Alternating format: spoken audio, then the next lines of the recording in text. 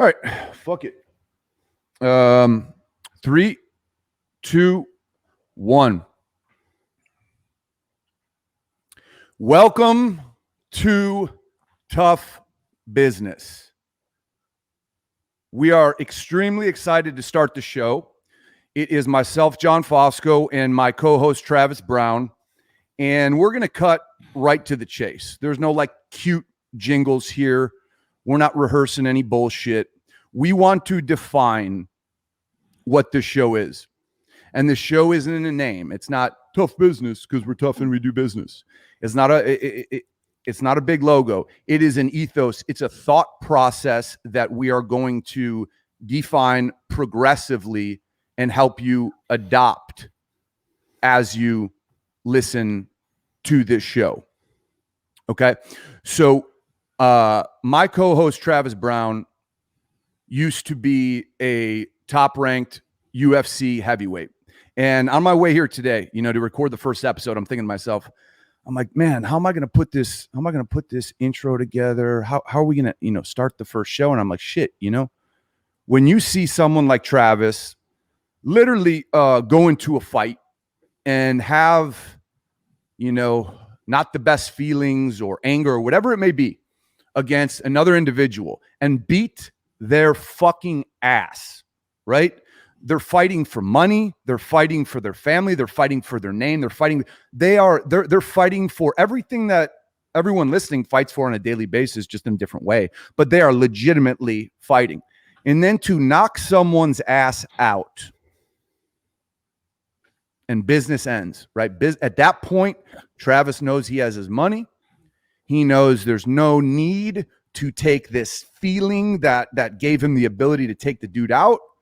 He doesn't need to continue. It's over. Business is over. So what happens? What do you see? You see a guy like Travis or many other fighters go with empathy and embrace the person they just did business with, aka fought, pick them up off the ground and hug them and bring them back to consciousness. If anything is a metaphor for tough business, that's exactly what it is. Because when you are doing business, I don't care if you're selling fucking cars. I don't care what you're doing. I don't care if you're cleaning floors. That's the mentality you have to take in, right? That's at least the mentality of this show, that it is all you got for every moment until it's over. And when it's over, whoever you fucking compete with, whatever, there is a different relationship when the over button has been hit. And of course, we're going to slice and dice that up in many ways, through many segments. But before we do that, I want to introduce my co-host, Travis Browne. And I think it's super important, Trav, because obviously with my background doing podcasting, you're a lot more famous than I am, obviously. But with podcasting,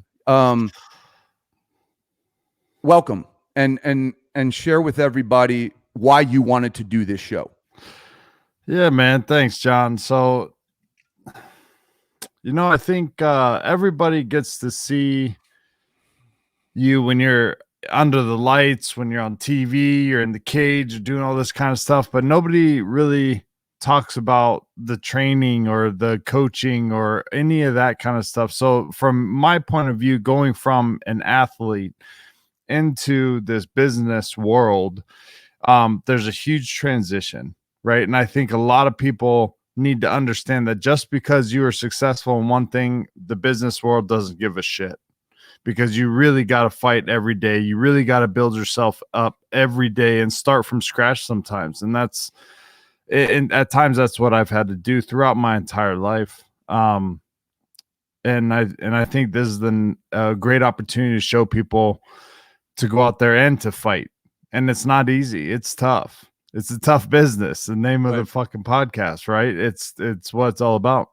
Yeah. So, I mean, taking what you said, I'm going to go right into it, because there's a lot of people listening who don't know me, may not know you, and they're like, all right, why should I listen to you guys? Right? Like what's the point? So, I hate to talk about myself. Everyone's going to figure that out as the show goes on. But I know for the first show, I have to. So I'm going to give you a brief because I'm not comfortable talking about my personal life, but I'm going to for the sake of the quality of the show. I was raised in a family, amazing mother, good brother, have a half sister, and my father had his challenges. And I grew up in an abusive household. And so I think what happened to me and how I fit into this kind of tough business mindset is even as a kid, when I didn't know what the hell I was doing, I was being tough, not because I wanted to, because I didn't have another option. I think as I look back in retrospect, I did not have another option. I wasn't going to go in the corner and cry. I was trying to figure out how I could survive, right? And not to say that he was threatening my life, but I'm talking about the environment that I lived in. So I think as I grew up, not only did I understand the power of observation, because that's what I did as a kid. I didn't say much because I didn't want shit to go down or get in trouble, whatever. I observed. I observed everything. And in that situation, I didn't know what a great lesson that was. The art of observation when you are not a educated individual, which I'm not, is so valuable in business. So that's where I came from personally. And it took me down a rough path, whatever. I became addicted to opiates for about 4 years, overdosed, almost died, didn't, got clean. And what's great about that is the day I got clean, March 10th, 2006, I started my first business about 3 weeks later. And then it began. So to give you a quick rundown of what I've done, I had to write it down because I don't like to talk about this stuff. So that first business was MMA Stop. It was an MMA retailer. Sold that. Started MMA Stop Fitness, which was an MMA gym and retailer. Exited from that. Started MMA Stop Fight Management.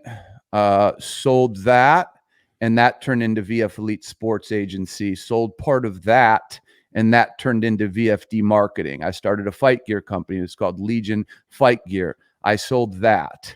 VFD Marketing became one of the largest marketing and management agencies in the UFC.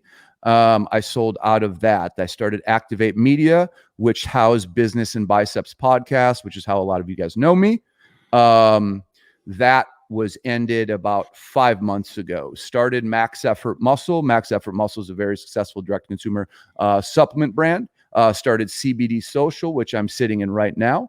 And now I've started Tough Business along the way. I was on ESPN Radio. I was their first MMA show in Chicago.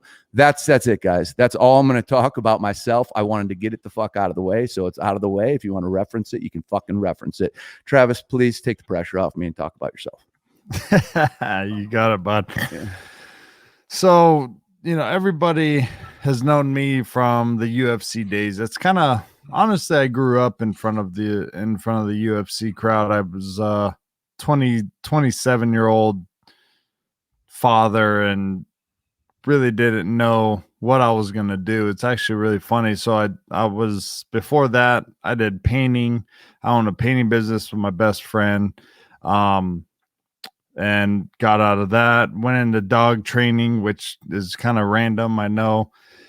Started my own business in that. As I was transitioning out of that, I had started fighting. Had my first pro fight, I believe, January or February of 2009.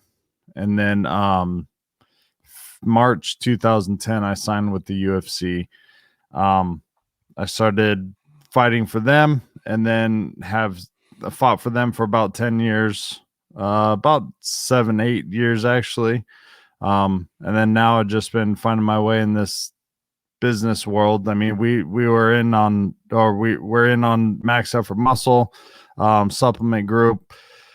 I was with you along the ride and all those and a lot of those businesses actually that you did, that you were in the middle of, and that's when you and I met, was in 2010. Yeah. Summer 2010, you and I met, and then I signed with you to have you manage me, and we just been doing business since. Yeah, so I think that's an interesting place to start. And I'm gonna, before I go into this, this first show is, again, giving you guys background on not only ourselves and why we believe we deserve you to listen, to have you listen, but also to give you background on our relationship. Because the cool part about our relationship is it started through business. We were not friends. We did not know each other. Okay, I got a call from a guy named Hans who I used to do business with, and I used to buy product from him. And he knew that I was starting to manage athletes, and he's like, "Dude, I got a guy for you." I'm like, "Yeah, I hear that all the time. Yeah, what guy do you got for me?"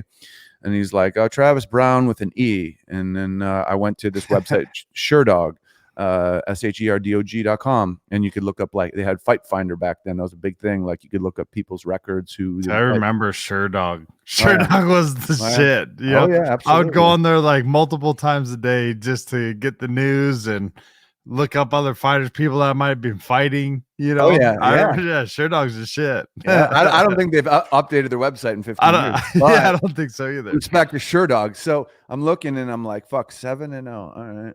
And then I'm like, fuck, they're all like head kick knockouts in like under a minute. And I'm like, let me go look at the video on this. And then I looked at the video and I was like, fuck, man, this guy's got some baby fat on him, but he's fucking athletic as shit. And he's fucking tall. And he's fucking kicking people in the head, and he's 6'7", and he's a heavyweight. And just so you guys understand, like, dude, in the UFC world, like, if you're 6'7" and you're an athlete, you go play football, you go play basketball. At that time, there wasn't the money in the UFC that there is now. So I immediately was like, okay, I haven't seen anyone that fits, that checks all these boxes, if you will. So I immediately was like, Hans, what's Travis's number? I'm going to reach out to Travis. Long story short, reached out to Travis. We had some back and forth for probably a month. Yeah, I think so. Yeah. And the point, when I'm reaching out to someone like him and I want to manage him, the point is two things, right? The point is, number one, I need to show this person I'm capable. I'm capable of handling his business. I'm capable of making him more money. I'm capable of doing what's happening right now for him on a higher level. Okay. And then beyond that, I'm capable of being trusted. Like that's the most crucial thing. And that doesn't happen overnight. So I got a ton of messages coming into this show. Talk about your days managing fighters more. Talk about your days managing fighters more. And the truth of the fucking matter is, I stopped managing fighters because 95% of them are fucking babies, and they want you to be their brother one night, their sister one night. I was like, dude, I'm getting the fuck out of this business. But Travis was not. And that's why we're still on the podcast together. And that's why we started this. So yeah, we built a relationship, and then we just got into a place where we were grooving. Travis was kicking everyone's ass, and I was his manager, and we hit some bumps along the road. But from my perspective, that's what I was trying to do to you, or show you, when we started the relationship, because I know a lot of people are curious about how to go about, let's say, signing an athlete or something like that. Yeah, it was interesting. At that time, it was like at the very beginning of my UFC career, and I had nowhere to go but up. I'd been through some shit. I'd been going through a divorce at that time. Trying to juggle this new career with the UFC and being a dad. And for me, John, you'll always know, because I've actually called John up crying at times. I remember one time, it was our first Christmas, where I was like, John, dude, this this fighting thing ain't paying shit, because at the time it wasn't. Like you just brought up, it's crazy how much it's changed in 10 years, Yep. going from making 8 and 8, and that was like, they might throw you like a $500 or $1,000 bonus, or, like just kind of on the side a little bit like that. But I remember calling you up before Christmas being like, John, I don't have like $300 to spend on my kids for Christmas. Mhm. It was like, what the fuck, and it was just that right there, I think, was a very pivotal point in my life for making sure that as a businessman, I grew, because that's exactly what this is all about. Whether you're fighting in the cage or going out there and learning a new skill, starting a new business, selling new products, whatever it is, you got to find your way. And you touched base on it before with observation, right?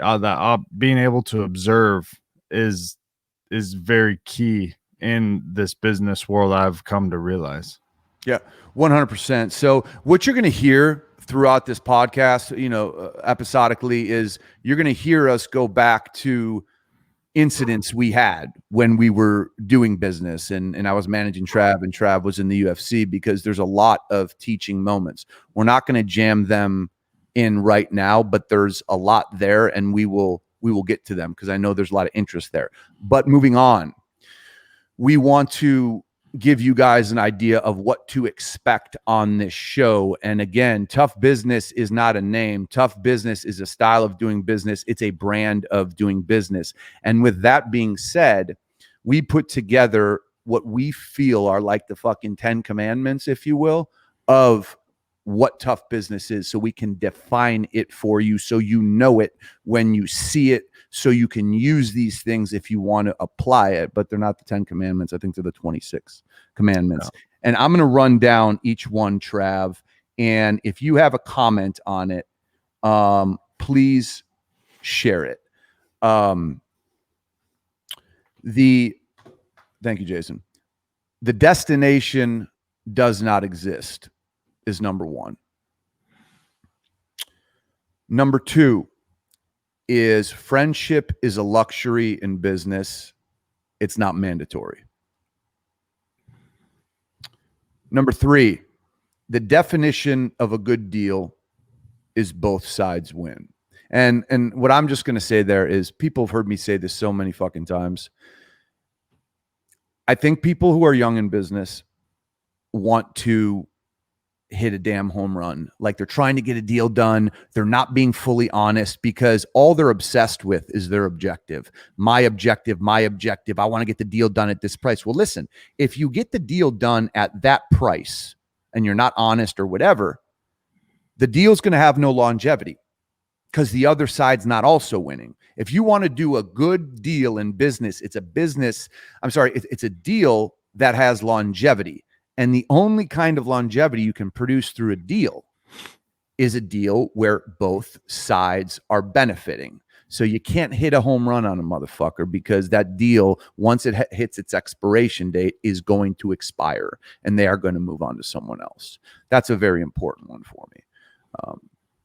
Like I said at the open, number 4, observation is the most valuable learning tool. What do you think when you hear that, Trev? Man, I think about, coming from an athlete, I'm going to give you my point of view. And that's what I think a lot of listeners will appreciate, is a point of view from somebody who is not a serial entrepreneur like yourself, or the best businessman. It's really like, you have to learn your way. You have to find your way. And observation right now is when you're sitting there and you're seeing a situation unfold in front of you. And as a businessman, what are some of the things that I can fill in as? What is needed from this situation? I think that's how great businesses are built. And so that's what I see or think of when I see that. Gotcha.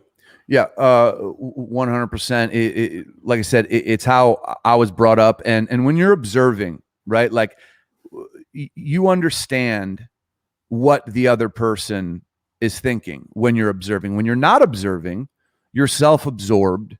And again, you're in the position of, I want, I want, I want. Listen, when we're doing business, when money's on the table, we all know what we fucking want. We want, our self-interest is prevalent. We don't need to think about our self-interest. But if we understand that person on the other side of the fucking table, if we observe, if we look at their body language, we might understand what they want. And it may not cost us anything to give them what they want so we can get what we want. Okay. That's why you need to keep your eyes open, your ears open, get out of your own fucking ass and observe. Okay. So moving on, why is the most important word one can ask? That one is a big one. Why? I think that one is a huge one. It talks about another one of the pillars, talking about your biggest competitor's ego, number 7, because I think a lot of people will not ask why because they almost get embarrassed, right? And they almost they let their ego get in the way, like, oh, I should have known this. But man, from a young age, my grandfather, which, happy Veterans Day, thank you all veterans. My grandfather was a veteran. He asked me a question one time and I didn't know the answer. It was about fishing. He's like, Trav, do you know why we're going to go trolling right here in this lake and do this, that at that depth? And I said, no, why? And he's all, that's exactly right. And he told me a story when he was coming in through the military, through the boot camp and all that kind of stuff. And the drill sergeant had them all lined up screaming at him, I could just see it happening.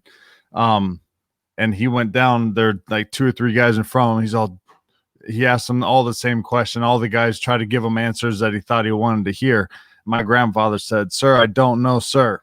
And he's all, you damn right you don't know, because I haven't told any of you motherfuckers the answer yet. You know what I mean? So I think it's important for people to understand that and ask with confidence, right? Why do you do that? Ask with the desire to learn, to really learn. If you're not there to learn, then what are you there for?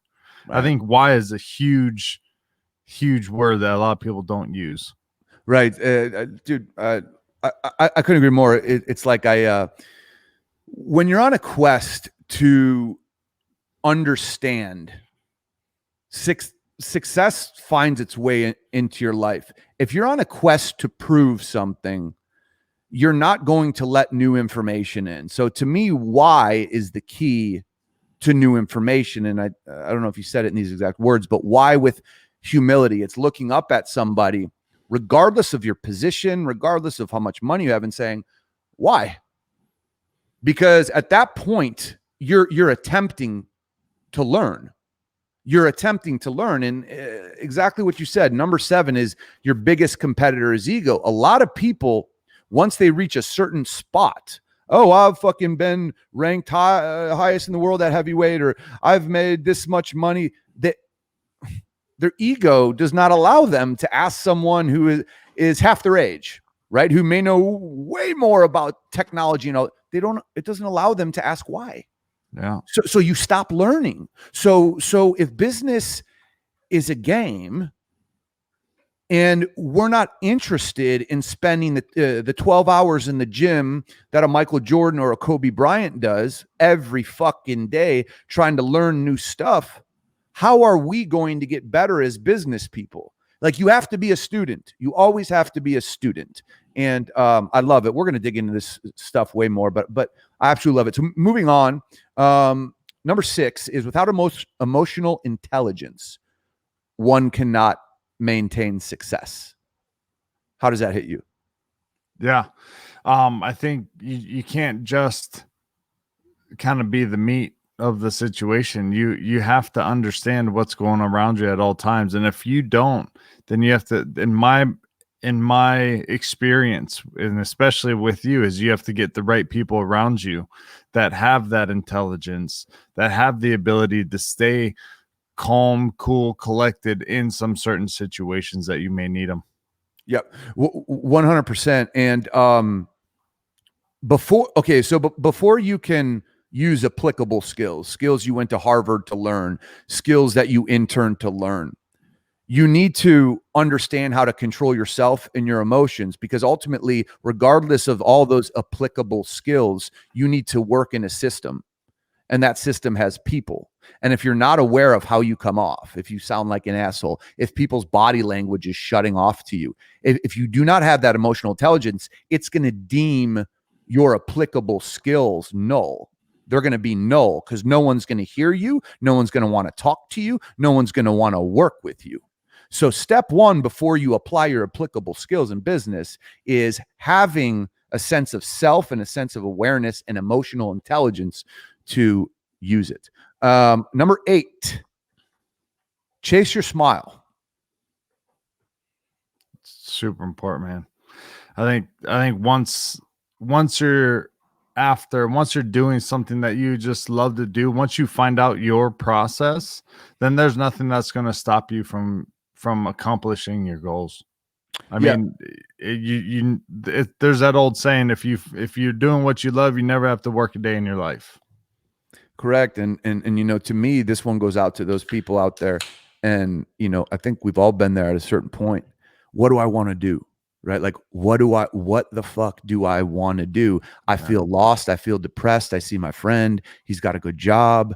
What do I want to do? And it's like, when you're stuck there, like what really makes you smile? And do not tell yourself that because you love it, you cannot make a career out of it.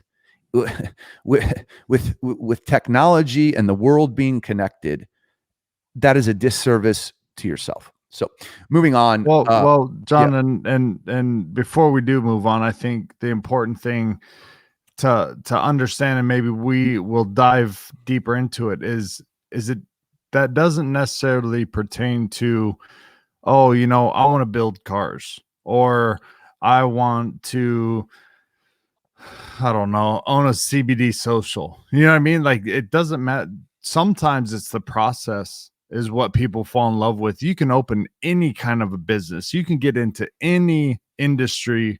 But sometimes it's you fall in love with the process of building something from scratch, learning about that, doing it for a little bit, then being able to teach others and building this business so that it runs on its own. And maybe the success of that business, it doesn't matter where it is. You don't give a shit what it is, but it's a successful business. And sometimes that can be your smile. It's not always about money. It's not always about that industry, right? You nailed that, because as I'm listening to you, and I thought you were going a different way, like, all you did was sum me up. If people listen to what I listed off, which I'm never going to do again, about things I've done, like, it's about the challenge. The challenge is a smile to me. So starting something from scratch and making it produce cash flow, my fucking dude, that is a challenge. That is a real challenge. Yep. And making it work is what I'm addicted to. That's why I'm always involved in new ventures. You hit it on the head with me, and that's great insight. No one cares. They sure don't. They sure don't. It's interesting, because it's like, I think when people don't have experience in the workforce, in the world, they think that people who interview them owe them something. They think people who are their superiors owe them something. They owe them an explanation. Like, they feel owed. And like, tough business and taking on this mentality and understanding this approach is so crucial, because nobody owes you shit. And the quicker you understand that you do not matter until you represent something on a spreadsheet, right? Like, you represent an increase in numbers. You represent, if I lose you, I'm going to take a financial hit, or the team isn't going to work as well. So no one cares about you in business unless you present a tangible benefit that can come up on an analytic analysis. It's just what you need to be comfortable with. And if it hurts your feelings, stop fucking listening. But it is the truth. Yeah. Nobody cares. And nobody's going to care if when you fail a million times. Nobody cares about those times. Everybody wants to look at you when, again, you're in the lights, you're in the center stage, and you're winning all your fights. Everybody's like, oh yeah, it's so awesome.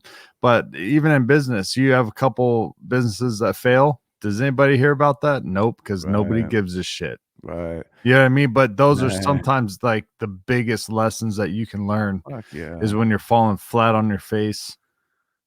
You got to, man. No one wants to wear your, no one wants to wear your t-shirt if you're losing money, but if you're making a lot of it and they can see it, they all want to rep your shit. If you're knocking people out, they're all looking for tickets. Exactly. So we've dealt with that one before. Oh yeah. Know what you don't know. I'll say real quick about that, Trav, before, if you have something to add. No, like, this goes back to learning. So like, we're only going to be good at so many things in life. Like, if we're good, like if we're really good, I say this all the time, at one thing, we can build a life around that is, full of financial compensation, happiness. Like, if we're really good at one thing, right? But in business, I think a lot of people, when you have status, they try to act like they're good at everything. And again, you're doing yourself a disservice. So allowing the inflow of information and knowing what you don't know and seeking that out is a straight pillar of tough business. 100%. And I think it also ties back into why is the most important word. I think a lot of this stuff kind of feeds one off the other, right? Like, know what you don't know and know that you don't know everything. And then, like, with humility, with being humble, ask why. And what I was saying is, with confidence, ask why. And I'll tell you, because if I don't know it, I'm going to tell you I don't know. And it's up to you to teach me. If you're going to make fun of me for not knowing something that you haven't taught me yet, then dude, that's on you. You know what I mean? Like, that's one thing that fighting has given me so much confidence, being like, yeah, why? And then they're going to look at me and go ahead, motherfucker, make fun of me. Fly knee block. Yeah, fly knee block, motherfucker. You know what I mean? So, and that's where I think, know that you don't know everything, and being able to go out there and find people that could help you along in that process is very important. Yeah, 100%. Moving on. You don't owe anyone your time. 100%. The thought process there is, again, I think for younger people starting out, and I don't want to single out younger people. There's older people too that feel like they need to answer the phone call. They need to go out to dinner with friends. They need to do all these things that they used to do before they found that path. Like, shit, bro, I just found my career path. I've been stressing about, I found it. I'm on it. I'm working so hard and I see it now. I see how I can get to where I've always envisioned going. Well, if you let your friends or, people around you pull you into the bar, pull you into anything that takes you off that path, you pay the price. The consequence is on you. It's not on them. So the subconscious feeling of, I owe them my time because they're my homie. Listen, call your homie, call your friend, call whoever, and maintain that relationship when you have time. You know what I'm saying? And if you get busy, it's okay to if someone really gives a fuck about you and they care about you and you say, listen, man, I'm swamped. I'm going to get back to you when I can. Me and Travis have gone fucking 5 months without talking. Yep, we talk 100%. We talk and nothing's changed. Yeah, because we understand. Like, I never would be like, hey bro, you're not calling me back on time, or neither would he. We understand we're living busy lives, and it's a respect for that, and it's a care for the other person. And you got to find people with the same goals. You find somebody that wants to go to the bar every Friday night, they're going to do nothing but drag you down, unless that's what you want to do. You know what I mean? But if you're trying to make something of yourself, if you're trying to move forward and you don't own your own business right now, it's still in the struggling phases. Then when you get home from your 9 to 5 or whatever job you're working, you need to go and you need to hustle on your own business. It's not time. It's not your off time. That's the time to really get to work on your dreams and everything that you want to accomplish in your own life. Yep. 100%, man. That one's crucial. Number 12, you can comment on this. Fear isn't real. Yeah. Yeah. It's all in your head. And that's what people are like, what do you think about when you go out there? It's like, think about competing. I'm not worried about getting punched. I'm gonna get punched. Like once you start to accept certain things, they're not very scary anymore. I think a lot of people are more scared about the thought of getting punched in the face than actually getting punched in the face. Like it's gonna hurt, and really, eventually it adds up. It starts to hurt. But you know, it's not as scary as you might think it is. You go in there and you do your job. You know, when you have that mindset of I'm going to compete instead of I'm going to fight, it turns it into a sport, into a game, into something, a puzzle almost that you need to figure out, and it distracts you from any self like fear that you put on yourself, like the being scared to fail. You just go out there to compete, to win. Everything else will take care of itself. Yeah, I think when fear enters, like I do this process in my head. Okay, what am I afraid of?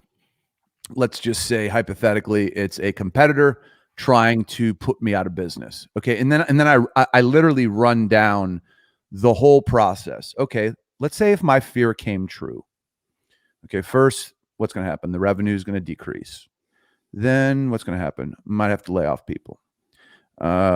Simultaneously, might have to take a cut in my salary. Then profits are going to dry up. Then product's not going to be on the shelf. Then I'm done. Okay, at that point where I'm done, right? Where I'm fucking done, what does my life look like? And I think what you're going to find is if you run that process on yourself, your life doesn't look so bad. So it's like it's almost like accepting death, right? Once you accept the worst, you're like, bitch, that ain't fucking nothing. Like that's nothing. And then for me at least, that absolutely eliminates my fear. And it turns that fear into motivation because I face the fear, right? I'm not hiding from it. I'm not hiding from this dude could put me out of business. I sit down, I stare at it, I think about it for an hour, and when I'm done with it, it's my bitch. It's my bitch. I fucking own it. And to connect it to your fighting, it's like, how do I kill this fear that I may not be ready? Or preparation. Yep. Preparation. You control how ready you are. And I would imagine if you're like, dude, I did fucking 3x what I normally do.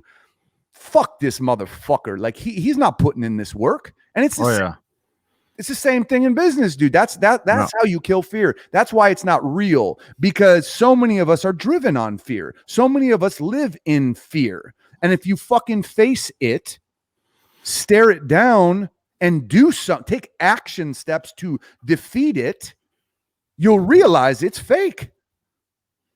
It's fucking fake. So that's getting a little fired up here. All right. Be open to change. It's constant. Do not get stuck in your ways, man.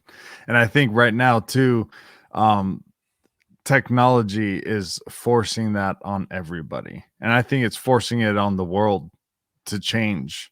And especially with, I know we're touching on topics like pandemic and all that kind of stuff. And for me right now, I'm dealing with homeschooling my kids, right? Which is taking an amount of technology and change in my daily life when they're here for, every other week. it's like now I'm a teacher, and I'm also a student because I have to relearn everything that they're learning now and then teach it to them. Well, you don't know how to read that well, do you? No, not very No. well. Okay. I just want to make sure. All right. Yeah. Just, still to Right. yeah. So, but yeah, change is constant. And I think right now, my generation and younger are understanding that change is constant. We look back at some of the old timers that are just stuck in their ways. Like you brought it up earlier, talking to a younger intern saying, hey, what's up with this new technology? What's up with this new social media platform? What's up with this and that and that and this? And how can you use it to better your business? And I think a lot of people are starting to get that, but a lot of people are still stuck in the old ways. 100%, man. And honestly, my explanation rolls right into the number 14, which is be at peace with the unknown, right? So if you're open to change and it's constant, being at peace with the unknown is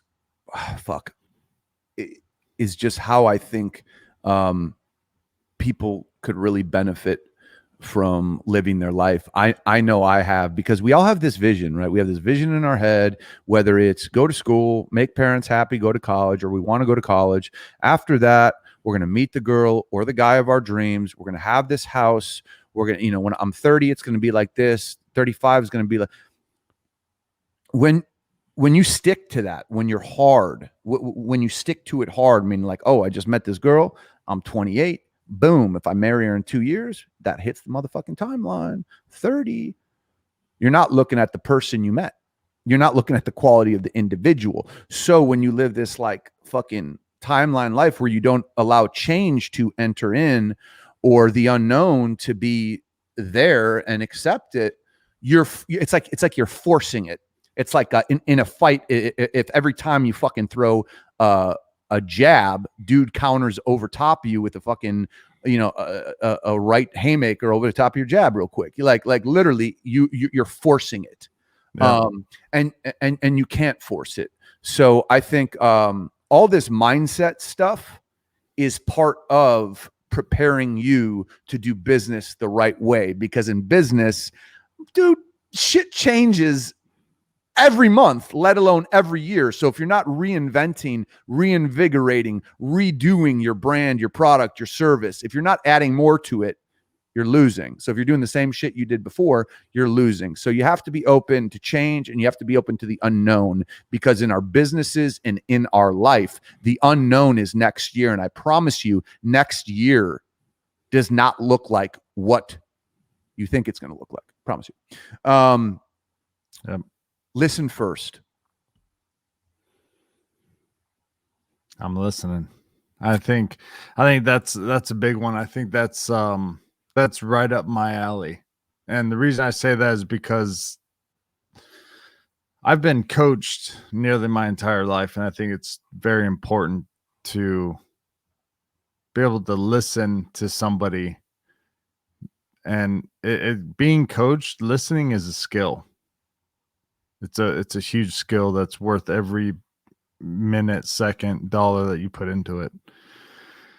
Like I was saying, being coached pretty much my whole life, that's how you learn. When, like you were talking about it earlier, when you're talking, you're just regurgitating shit that you already know. When you're listening, you're learning more stuff. You're expanding your knowledge, and that's incredibly important. Took the words out of my mouth, man. I was just going to say on that point, when you talk, you don't learn. You learn when you listen. Yeah. So we all have this knee-jerk reaction, right? I love to use this example because everyone knows it.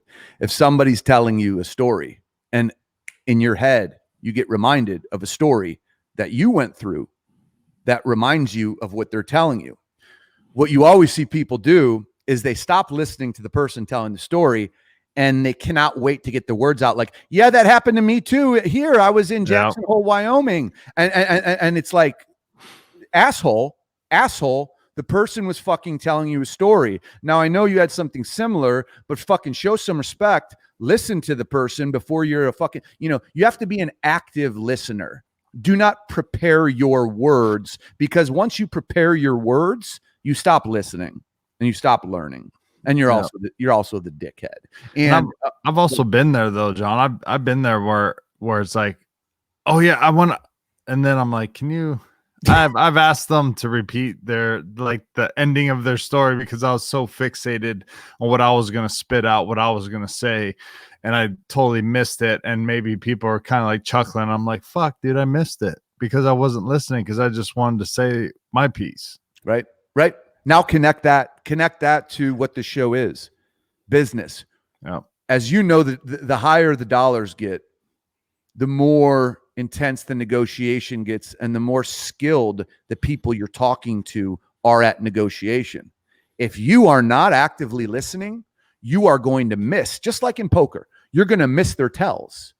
You're going to miss their little flinches. You're going to miss their eyes open wide when you said something. Oh shit, did you see that dude? He fucking reacted like this. That means we can give them this. It doesn't cost us anything. It just costs us a little bit of time, and maybe that'll swing the deal. You know what I'm saying? So if you're not actively listening and you want to do business, you're fucking yourself. Okay. On the back side of listen first, number 16 is don't react. And to me, those go hand in hand, right? So when you listen first and you don't react, you're allowing the information to flow. When you immediately react, not only are you stopping your subject, whoever it may be, from giving you more information. And information in business is like artillery. If me and Travis were trying to do a deal and he told me what he wants, the more I'm listening, the more I understand how to counter him. I understand how to counter him and give him a deal that suits me. If I'm just talking and he's sitting there with a poker face, I have no idea how to present something to him that makes any sense. Yep. 100%. Yeah. I think it's sitting there. I think as we go through this podcast, people will start to understand how strong negotiating, the skill of negotiation is in business, and how much you have to listen and not react to other people's maybe deal or something. Don't get offended. Correct. Don't get excited. Don't show emotion. It's almost like your favorite movie, The Godfather.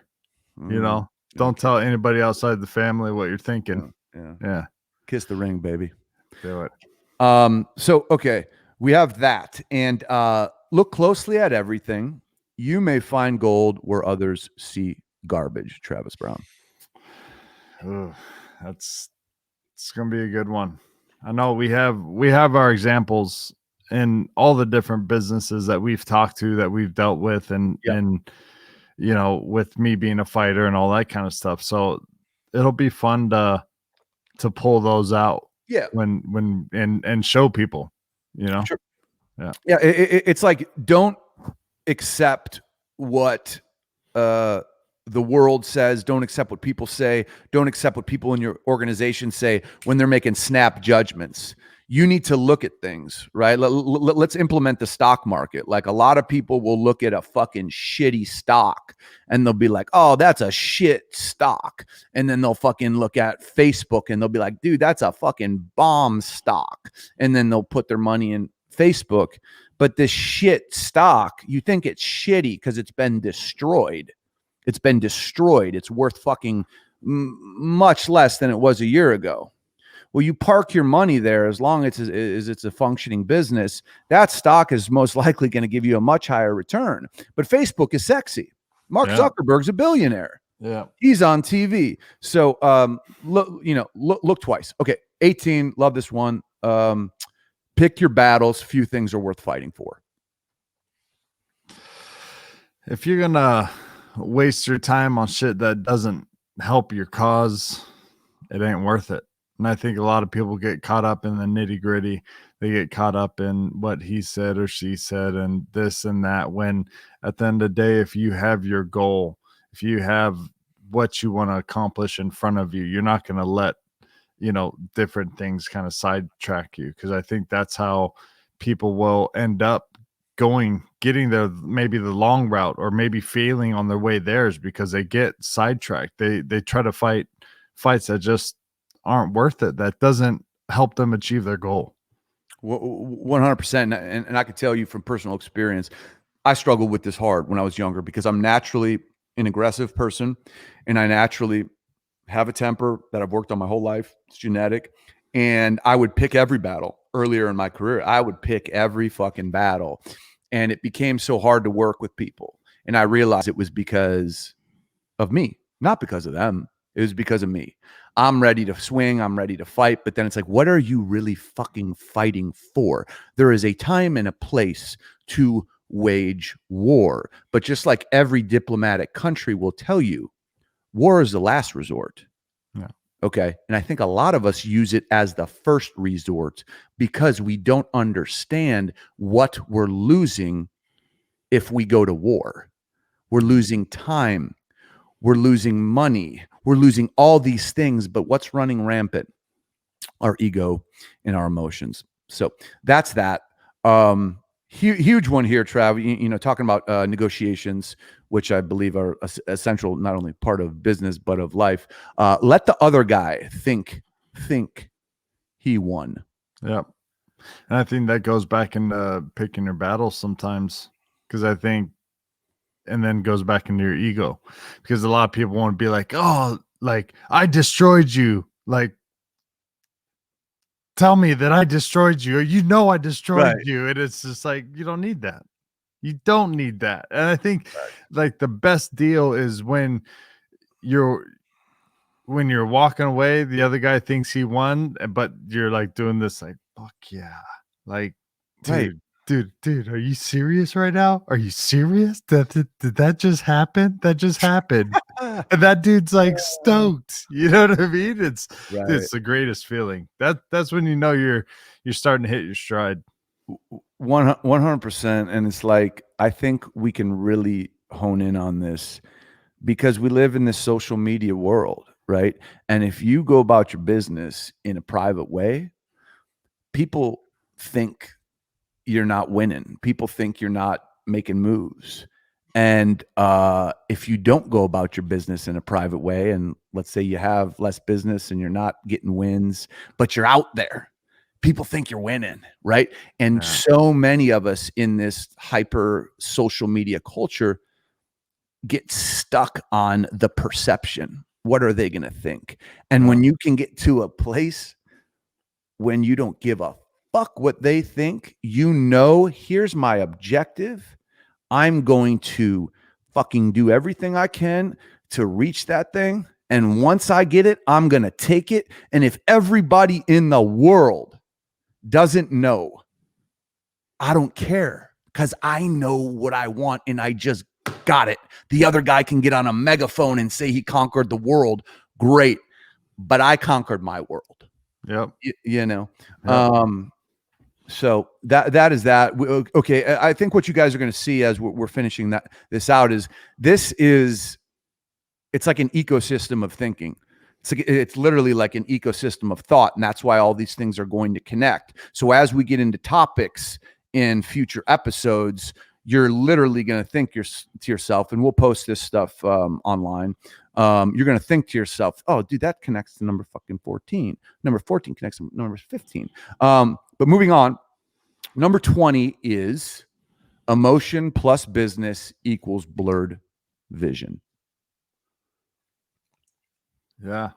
I mean, it goes like you're saying, it just feeds off one another. It is an ecosystem, because what we're just talking about is like not to react, look closely at everything, focus, right? If you let your emotion, like you were just saying, how, you know, you notice that maybe business wasn't working because of your own emotion, not because of other people. It's very clear what happens when you let emotion and get involved in business. It gets muddied. It muddies up the water. 100%. Quick question though, Trav. How do we do it for those who are in deep relationships, for those who are married, and we may have spouses, girlfriends, husbands, wives that do not know the ins and outs of our business, right? But they obviously are going to have an opinion because it's livelihood, right? It's money. how do you think, because you're a successfully married man, how do you think you should handle that? Oh, it's a good one. I feel like, And by the way, he's married to Ronda Rousey, if you guys yeah, if you didn't didn't know, know.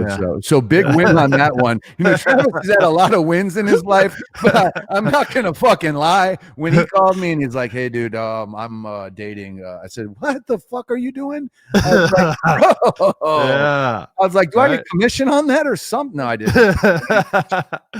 Yeah, no, but yeah. So I think it'll do one of two things for most people. It'll either, I'm sorry, I think it'll do, what it will do is bring out the true you, which some people, it might get a little scary, a little dicey in there, because a lot of times people are able to separate home and business, but when you are in business with somebody, or you're doing your business with that person, you're moving in a general direction, it can get kind of dicey. Okay, so what do you tell people when it gets dicey? How When do you separate it? you have to be true to the business. I mean, first and foremost, I will call myself a husband and family man first, businessman second. For John, it might be a little bit different. Those Yeah, I'm a two sick might be, fuck. I'm a sick yeah, son of a yeah. bitch. Not That's son all of a right bitch. though. Sorry, mom. Sorry, mom. I'm a sick fuck. Yeah. So what I would do is I would say, stay true to the path of the business, and that'll bring out exactly what both of you said from the very beginning, right? The everything that you've set up from the very beginning is exactly what you guys need to follow. Okay. I don't know if that's I'm tracking. gonna have to. We're gonna dig deeper on a later episode on this one. So the next one doesn't really need any explanation because it connects. It's business minus emotion equals clear vision. That's obviously the flip side of this, what we've been talking about. Number 22. No one deserves success. We must fight daily to succeed. Fuck yeah. Do you think people believe that if they do the right things, go to college, right, get good grades, do you think there's a mindset that's like, I deserve that job, I deserve to be hired? Dude, And go go ahead. ahead. No, go ahead. No, Okay. come on, Trev. Are you gonna go or am I gonna go? Go. So, like, are we to coddle them, let's say, as potential parents, and be like, yeah, you do deserve that entry level job? You know, that person wasn't fair with you. Or are we to say, listen, bitch, look up the fucking, you little pussy son of mine, look up the 26 pillars of tough business and read that shit 5 times over, because whatever you did in college has nothing to do with company XYZ who's looking for a back-end developer. And when you brought your shitty entitled attitude into the fucking interview, no wonder they didn't hire you, because you suck and you're unaware of it. You're unaware of the fact that you don't deserve anything. And if they told you to start mopping the floors to get your foot in the door, your answer should be, can I start today? But you would say, oh, no, I want to be the back end developer. Dude, you got to get your foot in the door. That's kind of what I'm saying in terms of what I see in society, especially with younger people. Prove yourself. You have to prove yourself. If you think you've already proved yourself, then you ain't doing it right. You don't have the right mindset to grow and to succeed and to push past even your own barriers or any ceilings that may be in front of you. You have to prove yourself on a daily basis. 100%. Number 23. This directly connects to deals. Forget home runs, hit singles. They add up. And all I can tell you is that shit came to my mind a long time ago when I was like, dude, home run deals don't happen.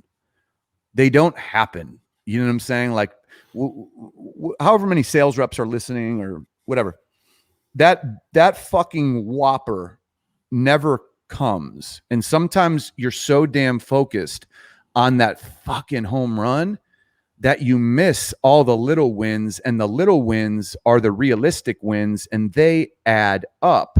They are consistent.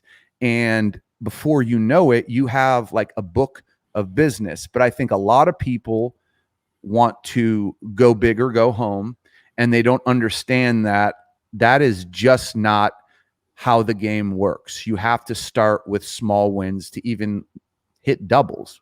Home runs don't exist, in my opinion. Yeah, that's right. I don't necessarily agree with you 100%, but I do agree with you on the process. I believe that hitting a ton of singles will help get you ready for a home run. I think, and that home run deal is set up from all of the singles, all the doubles, all the triples that you've been hitting the entire season, your entire life. And then you hit that home run, but you know what? You're back to hitting singles the next day.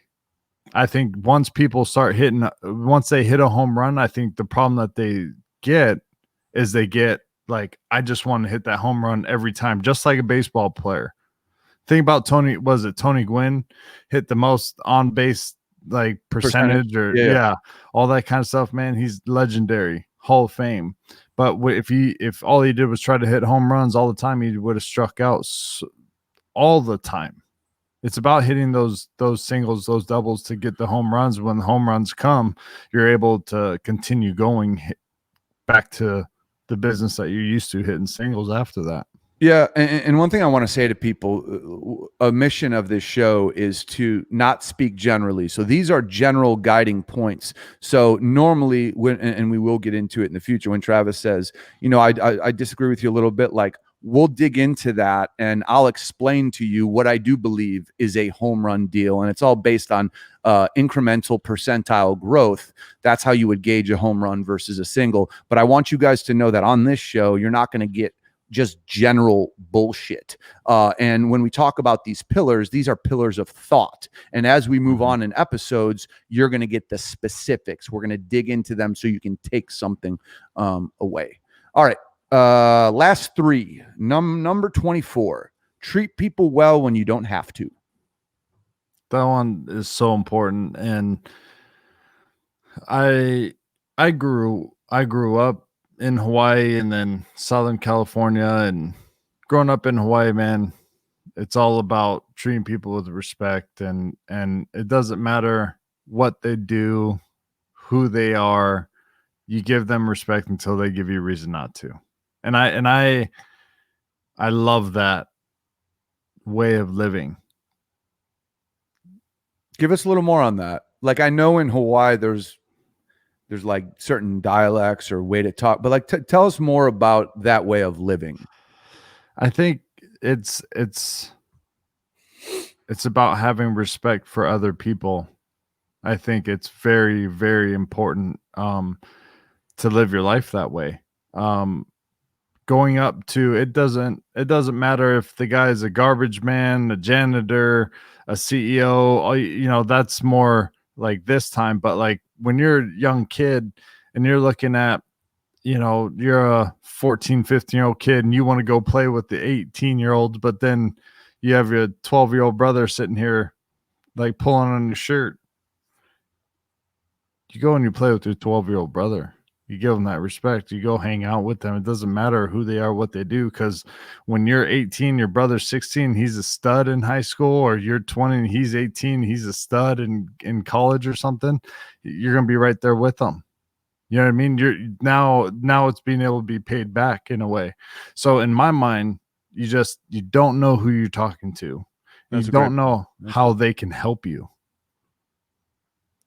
Yeah, I mean that's you don't know who you're talking to is so it's so fucking true, because on this fucking, you know, path we call doing business, you run into some characters, man, and a lot of the characters that look like they're buttoned up and they're, you know, they got the houses and the this, and they're fucking scam artists, dude. Like they're fakers.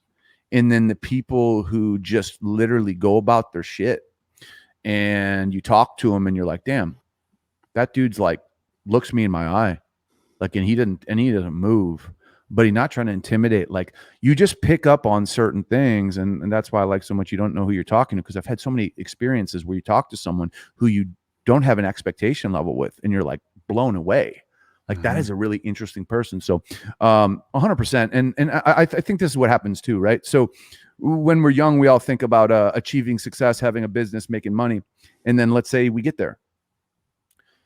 We think for some reason that we're elevated, like that we're above someone else because our bank account says X. And that is, to me, that's the corrosive nature of business. That's coward business. That's not tough business. That's coward business. And I take a lot of pride when people are like, dude, like, I go back home, like, you're exactly how you were when you're 17 years old. And I'm like, for some people, I think they take that as an insult. For me, I'm proud because I know what I've done in between, and they don't need to know what I've done. They don't need to know it. They don't need to know anything. I'm like, okay, good. That means I'm grounded. You know what I'm saying? And maybe still a little bit mentally unhealthy. So we're going to move on to, we all strive to amass power. If you capture it, be kind. I think it's a huge responsibility. I've learned that through being a father myself, and now finding times where I have the ability to, because I'm a dad and I'm like all seeing, all knowing, all everything to my kids because they're still pretty young, but it's like really teaching them how to be young men, not by it's by like teaching them, not by smacking them and doing this and doing that and talking down to them. It's about building them up and creating this household and this feeling and this bond between me and my kids that they want to be closer, being a leader, not a boss, if that makes sense.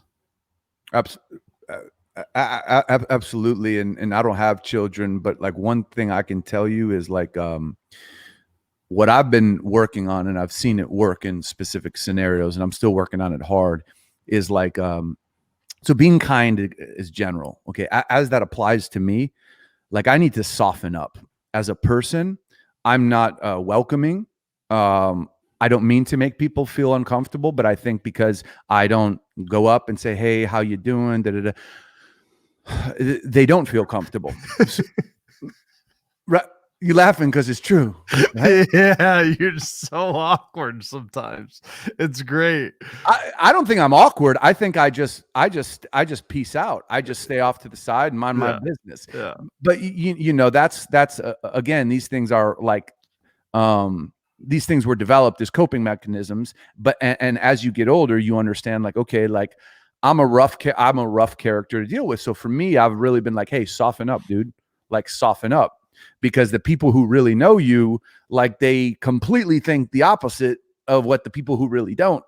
And I've been working on that, just softening up and bringing like just a more gentle approach to people and a more caring approach. So and I think that's important to the people that you interact with, right? It's not necessarily the masses. I think for the masses, let them believe whatever they want to believe. But the people that you are interacting with and that are in front of you and you're doing business with, or whatever it is, it's good to show them that side. Yeah. 100%.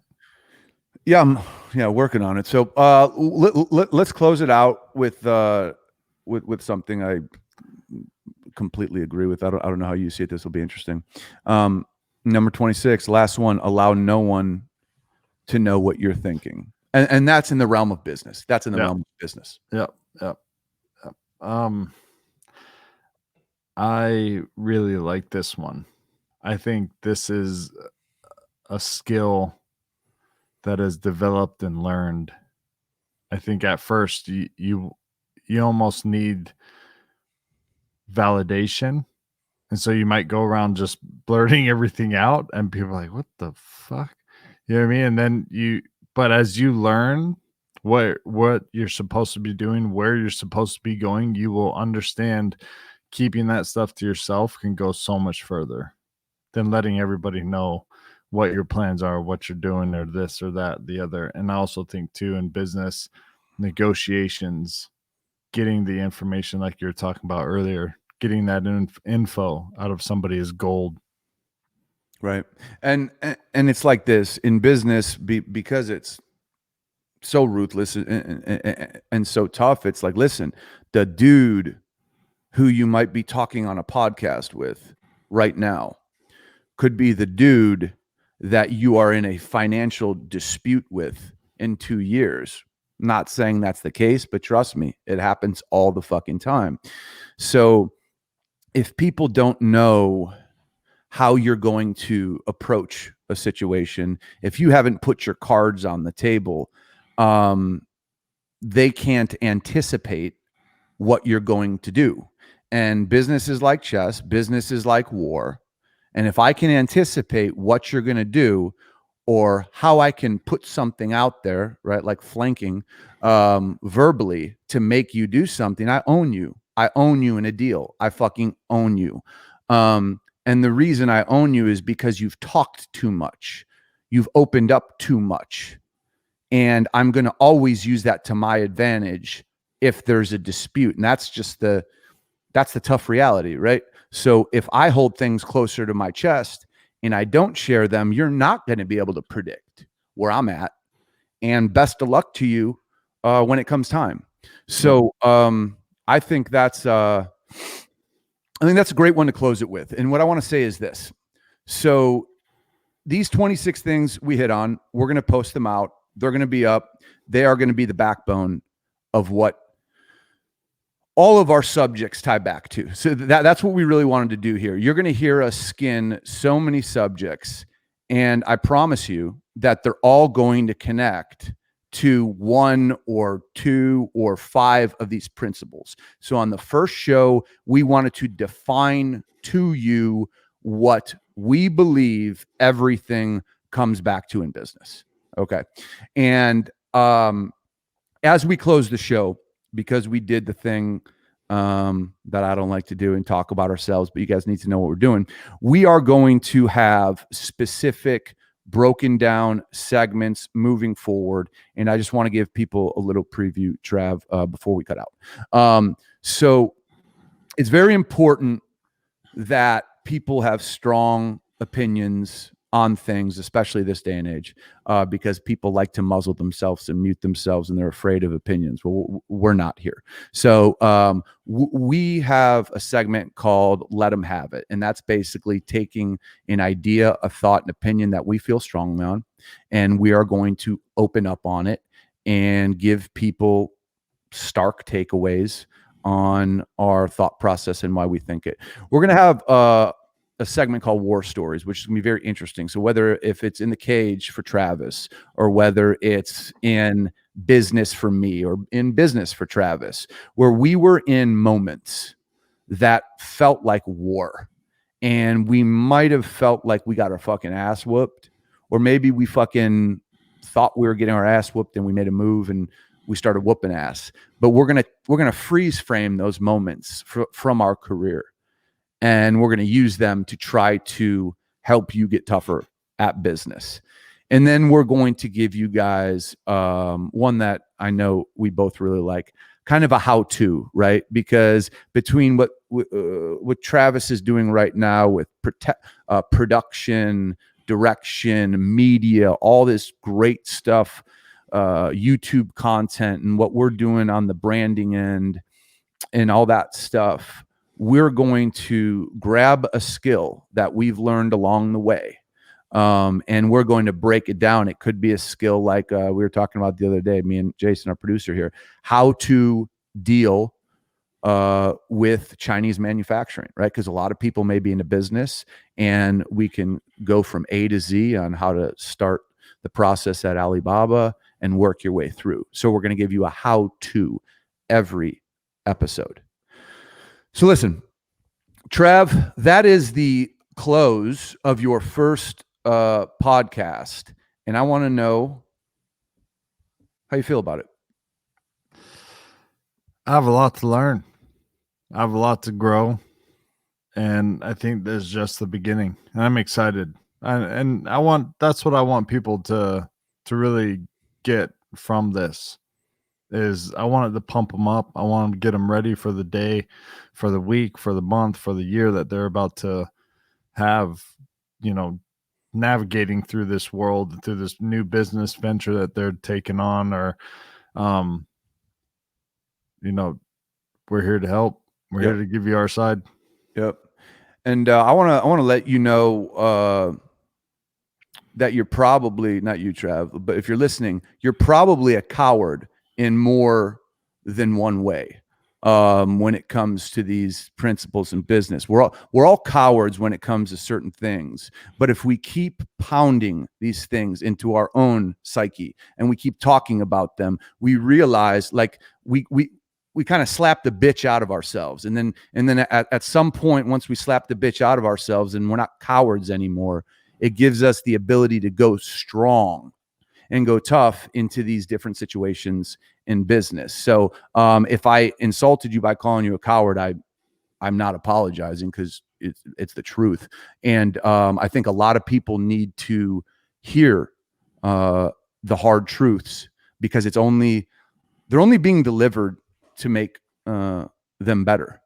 You know what I'm saying? So with that being said, Trav, I think we need people, and I don't know if you want to say it in Hawaiian or Pidgin or whatever you do. We need people to go to Tough Business on iTunes and hit the subscribe button. And we just want to explain this to you from the beginning. Listen, we're going to be putting a lot of time and a lot of money into this show, from everything from branding to merchandise. We're going to give you guys this stuff. We're going to do a lot of different stuff. And all we need you to do is hit that subscribe button, do a review, go to our YouTube, subscribe. However you take the content in, we need you to subscribe, because that's how we grow. If you just listen to this fucking podcast, bro, and you're a dick and you just hit play, we don't get any credit for that. And credit is how we're going to be able to continue to invest in the production, the direction, the merchandise that we give you guys. That's how we continue to invest. So we need you guys to subscribe, download, and follow us on IG too while you're at it. It's a Tough Business Podcast, correct? Yeah, Trev. So I don't know if you want to relay that to, the brothers on the motherland. I know I'm welcome there. I know I'm, how's it, Shaka? But yeah. Can you relay that? Can you relay that? I think you just related as simply as possible. Yeah. I don't think I want to overdo it for everybody listening. Just go subscribe. Help us. It doesn't cost you a thing. Just do your part in letting us spill our guts to you. 100%. With that being said, if you're gonna do business, be tough. And that is the end of episode 1. Right on.